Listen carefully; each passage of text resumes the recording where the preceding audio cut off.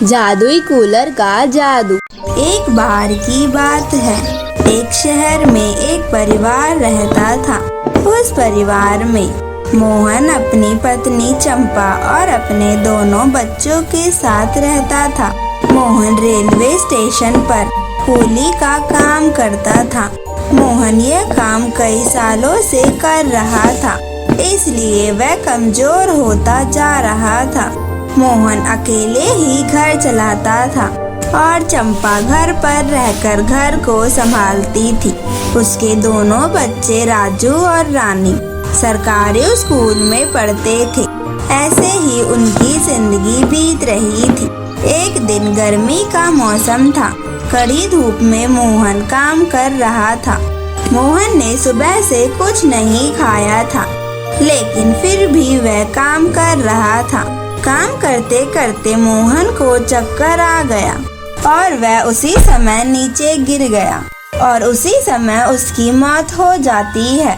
यह बात जब चंपा को पता चलती है तो वह भी टूट गई थी, लेकिन वह अपने बच्चों के लिए जीना चाहती थी, इसलिए वह खुद को संभालती है और वह अपने बच्चों का पालन पोषण करने के लिए वह काम के बारे में सोचने लगती है और कहती है, मैं कौन सा काम करूं? मुझे तो कोई काम नहीं आता है और मुझे कोई काम पर क्यों रखेगा? अगर मुझे कोई काम ढंग से आता तो कोई रख लेता, लेकिन मुझे कोई काम नहीं आता है तो वो नहीं रखेंगे। अच्छा, एक काम करती हूँ, लोगों के घर में खाना बनाती हूँ या फिर झाड़ू पोछा का काम कर लेती हूँ। वो काम तो मुझे अच्छे से ही आता है, उससे जरूर घर का कुछ खर्चा चल ही जाएगा और बच्चों को कुछ खाने को भी मिल जाएगा। भला ऐसे भूखे कब तक रहेंगे? और उसके बाद वह काम की तलाश में निकल पड़ती है। वह लोगों के घर घर जाकर काम के बारे में पूछती है और आखिर में वह एक घर की घंटी बजाती है और उस घर की मालकिन बाहर आती है। वह चंपा को देखकर कहती है, तुम कौन हो और तुम यहाँ पर क्या करने आई हो? तब चंपा कहती है, मालकिन, मुझे आपके घर का कुछ काम मिलेगा। मुझे काम की सख्त जरूरत है। हाँ हाँ, क्यों नहीं, तुम कल से काम पर आ जाना और सुनो, जल्दी आना, लेट मत करना। यह सुनकर चंपा खुश हो जाती है और अपने घर चली जाती है। अगले दिन चंपा काम पर जाती है। तभी उसकी मालकिन कहती है, अच्छा, तुम्हारा नाम क्या है? तब चंपा कहती है, मालकिन, मेरा नाम चंपा है। अच्छा चंपा, तुम यह मेज साफ कर दो। ध्यान से करना, इस मेज पे बहुत कीमती कीमती सामान रखे हुए हैं। ठीक है मालकिन।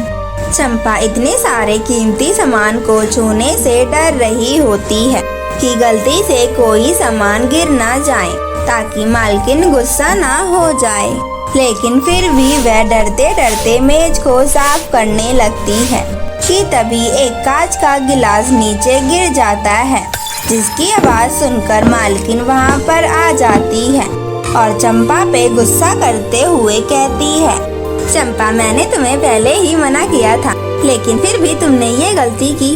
मालकिन, मुझे माफ कर दीजिए, मुझसे ये गलती से हो गया है। अगली बार ये गलती नहीं होगी। मुझे ये एक आखिरी मौका दे दीजिए। अच्छा ठीक है, मैं तुम्हें आखिरी मौका दे रही हूँ। अगर आज के बाद ऐसी गलती हुई तो मैं तुम्हें नौकरी से बाहर निकाल दूंगी। उसके बाद चंपा अपना काम करने लगती है और काम करके वह घर चली जाती है। उसके बाद चंपा के दिन ऐसे ही बीत रहे थे। एक दिन संडे होता है, इसलिए बच्चे भी चंपा के साथ जाने के लिए जिद करने लगते हैं और रानी कहती है, माँ, मुझे भी आपके साथ काम पर जाना है। मैं आपको परेशान नहीं करूँगी, बस एक जगह पर चुपचाप बैठी रहूँगी और कुछ भी नहीं बोलूँगी। तभी राजू भी कहता है, हाँ माँ, मैं भी आपके साथ आपके काम पर चलूँगा। आपको पता नहीं है, जब आप घर पर नहीं होती हैं तो मेरा यहाँ पर बिल्कुल भी मन नहीं लगता है, इसलिए आज तो मैं भी आपके साथ काम पर चलूँगा। मैं भी दीदी के पास चुपचाप बैठा रहूँगा।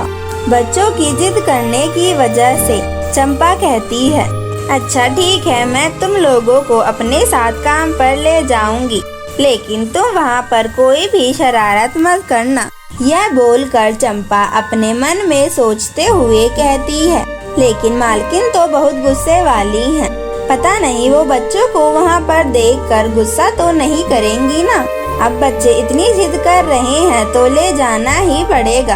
और उसके बाद चंपा अपने बच्चों को लेकर काम पर पहुँच जाती है। वहाँ पर चंपा की मालकिन अपनी लड़की मेघा के साथ बैठकर टीवी देख रही होती है। चंपा की मालकिन जब चंपा को देखती है तो कहती है, आ गई चंपा, चल जल्दी से काम कर ले।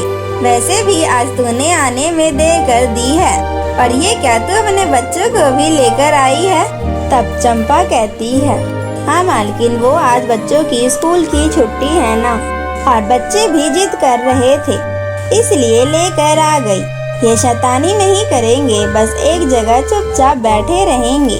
तो अपने बच्चों को यहाँ इस सोफे पर बिठा दे। फिर दोनों बच्चे वहाँ पर बैठ जाते हैं। यह देखकर मेघा को गुस्सा आ जाता है और वह गुस्से से वहाँ से उठकर अपने कमरे में चली जाती है और कूलर चलाकर ठंडी ठंडी हवा खाने लगती है। कि तभी मेघा कहती है, पता नहीं यह लोग हमारे घर कैसे आ गए हैं और मेरे घर के सोफे पर भी बैठ गए हैं। एक तो इतने गंदे कपड़े और ऊपर से फटे हुए भी हैं। देखो कैसे बैठे हैं, जैसे लगता है इन्हीं का घर हो। ये माँ बिना कुछ भी नहीं कहती है। चलो इससे मुझे क्या मतलब, मैं अपना होमवर्क कर लेती हूँ। इनके बारे में सोचने से अच्छा तो मैं अपना काम ही कर लूँ। उसके बाद मेघा अपना होमवर्क करने लगती है। मेघा की कूलर की हवा बाहर हॉल तक जा रही होती है। हॉल में बैठे रानी और राजू को भी वह ठंडी हवा आ रही होती है। राजू वह ठंडी हवा पाकर खुश हो जाता है और वह अपनी दीदी से कहता है, दीदी ये कितनी अच्छी हवा कहाँ से आ रही है, इतनी गर्मी में कितना सुकून दे रही है। हमारे घर पर तो गर्मी से कितना बुरा हाल हो रहा होता, अच्छा हुआ हम यहाँ पर आ गए। तब रानी कहती है, हाँ राजू तुम ठीक कह रहे हो, इतनी गर्मी में इतनी अच्छी हवा है। चलो देखते हैं ये क्या चीज है, फिर हम अपनी माँ को भी लाने के लिए कहेंगे, इस गर्मी में थोड़ी तो राहत मिलेगी। उसके बाद वह मेघा के कमरे तक चले जाते हैं। तभी रानी कहती है, राजू तुम अंदर मत जाओ, ये किसी का कमरा है। अगर माँ को पता चला कि हम वहाँ से उठे हैं तो वह डांटेंगी। अरे दीदी ये देख लेने दो कि ये कौन सी चीज है, कौन सा हम इसे चुरा कर अपने घर ले जाएंगे। और वह दोनों कमरे के अंदर चले जाते हैं जहाँ पर मेघा भी होती है। वह दोनों को देखकर कहती है, तुम दोनों की यहाँ पर घुसने की हिम्मत कैसे हुई? तुम गरीब लोगों को समझ नहीं आता है कि ये किसी का कमरा है, यहाँ पर ऐसे ही घुस गए। तभी रानी कहती है, नहीं नहीं, हम बस ये ठंडी हवा कहाँ से आ रही है और ये कौन सी चीज है जो इतनी अच्छी हवा दे रही है। हम बस इस बात का पता लगाने के लिए आपके कमरे में आए थे, आप हमें गलत मत समझिए। मैं तुम लोगों पर भरोसा नहीं कर सकती हूँ। तुम लोग हवा खाते खाते हमारा कूलर ही चुरा ले जाओगे, मुझे इस बात का पूरा यकीन है। और यह कूलर है जो तुम्हारे खरीदने की बिल्कुल भी औकात नहीं है, समझी तुम? तभी वहाँ पर चंपा और चंपा की मालकिन भी आ जाती है और चंपा की मालकिन अपनी बेटी को इतने गुस्से में देखकर उससे कहती है, बेटा क्या हुआ, तुम इतने गुस्से में क्यों हो, कुछ हुआ है क्या? तब मेघा कहती है, हाँ माँ, ये लोग बिना पूछे मेरे कमरे में घुस गए और मेरे कूलर की हवा खाने लगे। अच्छा ठीक है, तुम अभी शांत हो जाओ, तुम इतना गुस्सा मत करो, मैं अभी इन लोगों को घर भेज देती हूँ।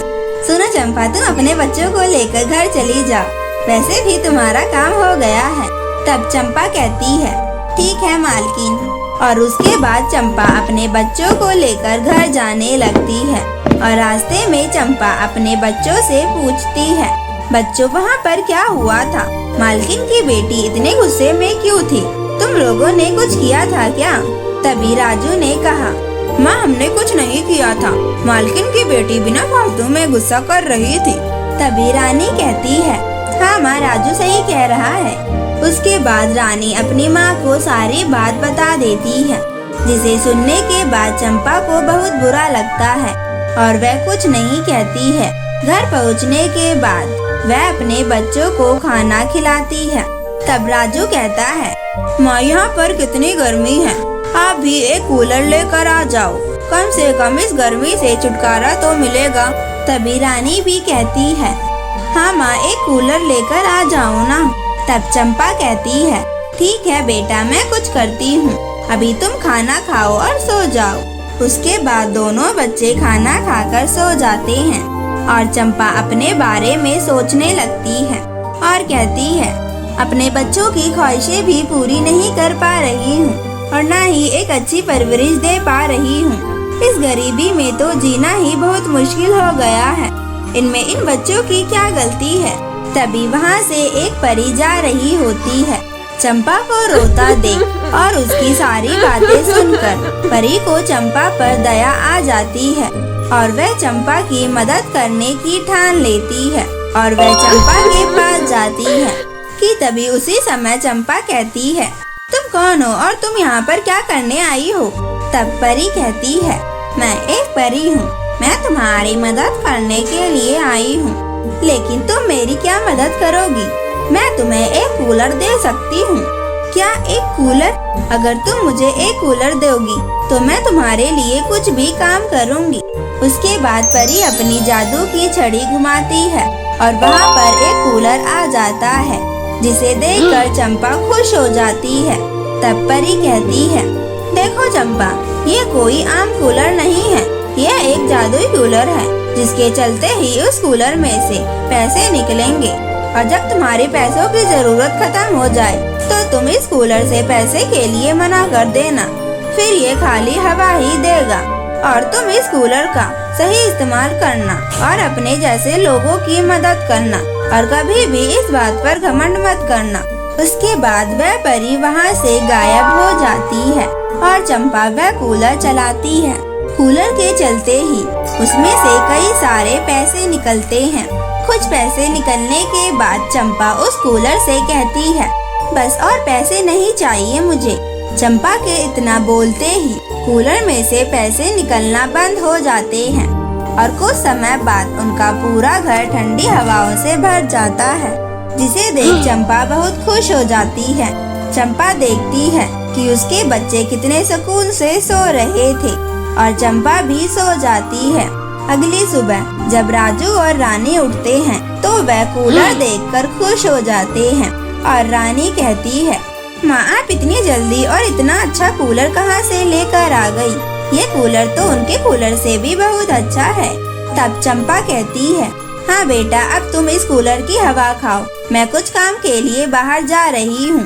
ठीक है माँ, आप जाओ, मैं इस घर का अच्छे से ख्याल रखूंगी। उसके बाद चंपा वह सभी पैसे लेकर बाजार जाती है और रास्ते में वह सोचने लगती है और कहती है, पता नहीं कितने गरीब लोग मेरी तरह होंगे जो इस गर्मी में कितनी तकलीफ उठा रहे होंगे। क्यों ना मैं सभी को एक एक कूलर खरीद कर बांट दूं। उन गरीब लोगों को इस गर्मी में थोड़ी राहत मिल जाएगी। और उसके बाद चंपा कूलर खरीद कर गरीबों में बांट देती है और उस दिन के बाद चंपा अमीर होती चली जाती है, लेकिन वह कभी भी घमंड नहीं करती और गरीबों की हमेशा मदद करती है।